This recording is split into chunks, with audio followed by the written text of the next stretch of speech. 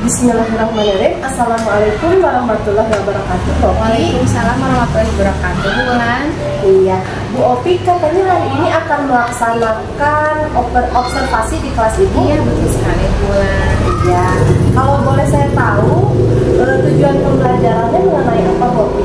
Kalau materinya sebenarnya kan tentang aturan hak dan kewajiban, dan tujuan pembelajarannya yaitu tentang peserta didik dapat mengidentifikasi dan membedakan aturan hak dan kewajiban di lingkungan sekolah, rumah, dan masyarakat. Oh, jadi aturan yang ada di lingkungan rumah, ya, di sekolah dan di masyarakat. Begitu juga dengan hak dan kewajiban, Bu. Oh, jadi aturan hak dan kewajiban. Betul sekali. Baik.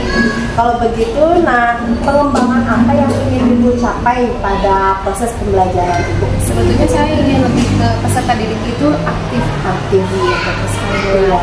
Nah, kemudian strategi apa Ibu yang Ibu terapkan pada saat proses pembelajaran nanti? Ada beberapa strategi yang saya lakukan, Bulan. Yang pertama, saya sudah menyiapkan video pembelajaran di mana nanti peserta didik akan menonton video pembelajaran. Yang kedua, saya juga menyiapkan games dan juga LKPD yang sudah saya siapkan untuk anak-anak nanti mengenai materi aturan hak dan kewajiban. Baik, kalau untuk instrumen penilaiannya seperti apa, Bu?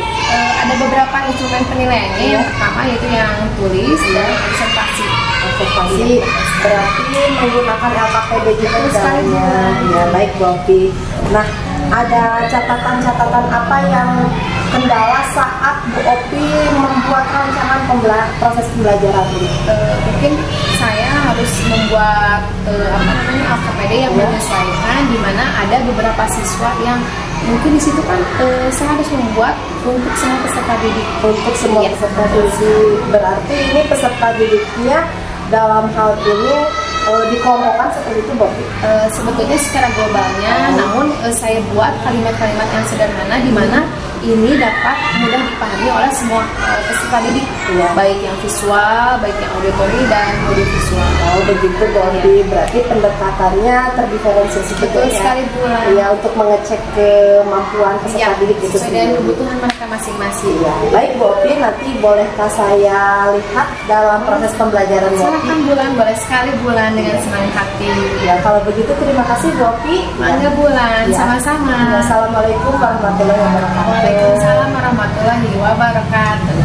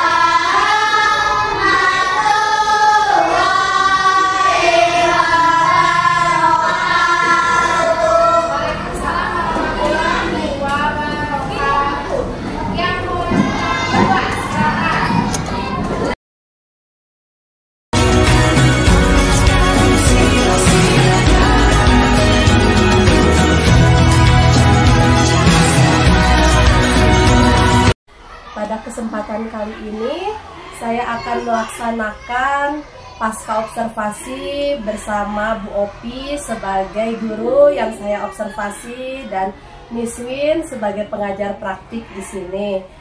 Untuk itu saya akan memulai percakapan pasca observasi saya hari ini.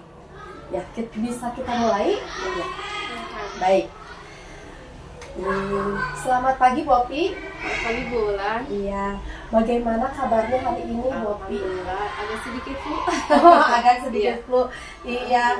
Saya mau minta waktunya sebentar Bu Opi. Silakan Bu Ulan. Iya.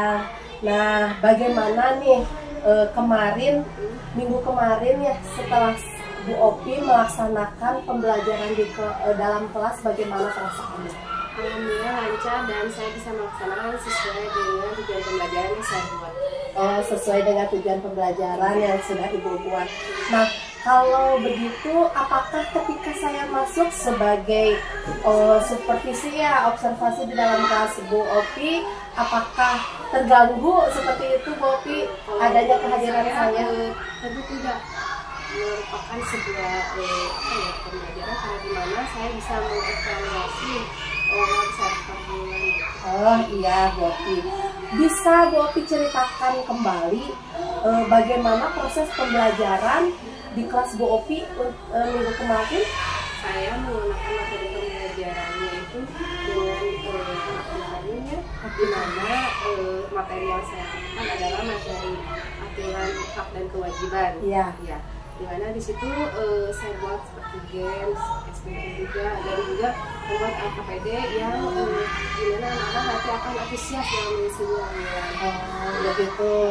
Apakah di dalam pembelajarannya adakah hambatan-hambatan yang signifikan pada proses pembelajaran? Mungkin tidak terlalu signifikannya, hanya sedikit hambatan, dimana masih ada juga peserta didik yang masih kurang aktif ketika melakukan diskusi kelompok. Oh, berarti masih ada peserta didik yang kurang aktif. Sekalipun kalau untuk masalah waktunya sendiri, pembelajarannya bagaimana? Sudah cukup sesuai dengan modul ajar yang saya buat. Oh, begitu Bu Opi. Kalau begitu, adakah solusi-solusi bagaimana anak-anak yang tadi yang masih kurang aktif dalam proses pembelajaran? Solusi yang saya lakukan ketika pembelajaran antara lain adalah saya mencoba untuk pendekatan secara individu bulan. Dan di situ juga saya membuat stimulus seperti membuat games, dan juga saya selain itu tanya jawab secara individu. Lalu bagaimana saya menstimulus anak tersebut agar dia mau aktif. Oh, mau aktif begitu ya Bu Opi. Dan sudah sesuai dengan apa yang sudah saya catat ketika saya masuk dalam kelas Bu Opi.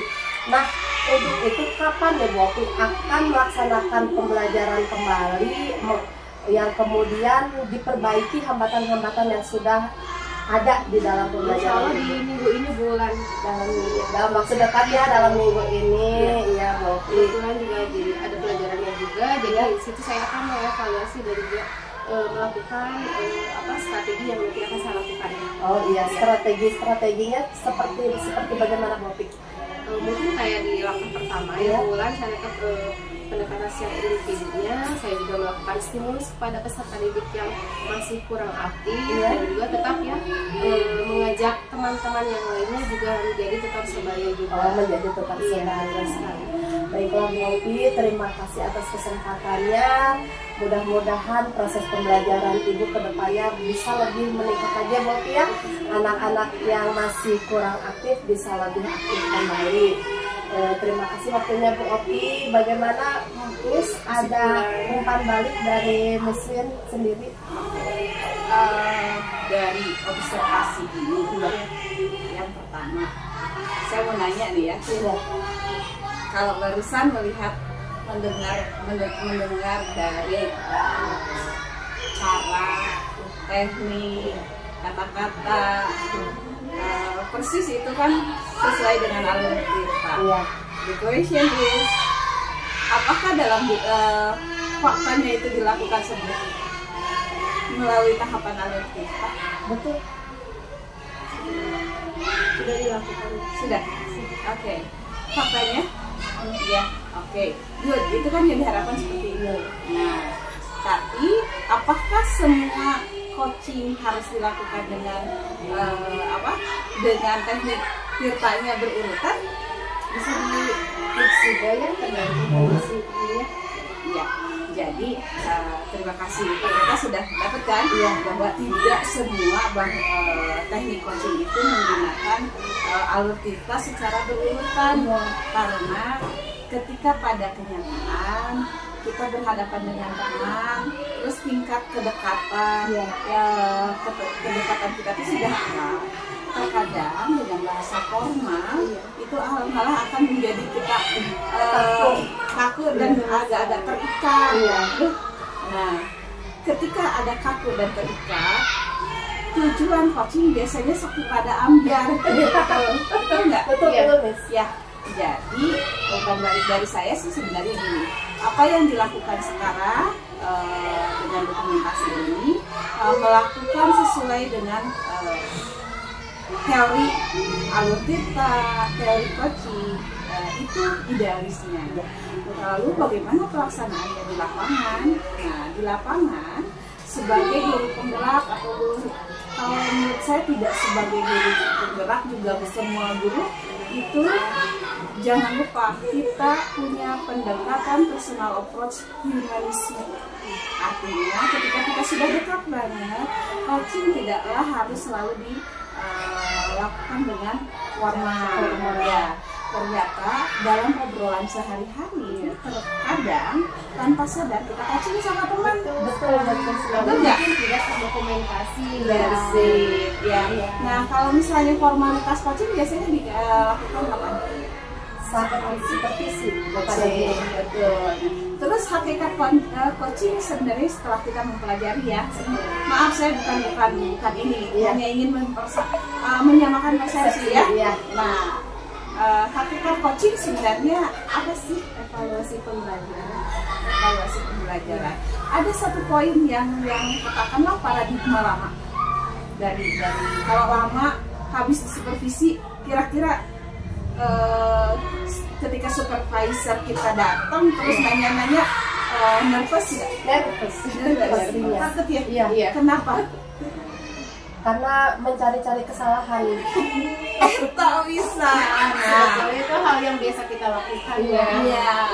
Jadi ini yang akan kita share sama teman-teman ya, bahwa paradigma lama setelah supervisi biasanya supervisor gitu ya, it is not only the principal but also our seniors gitu ya.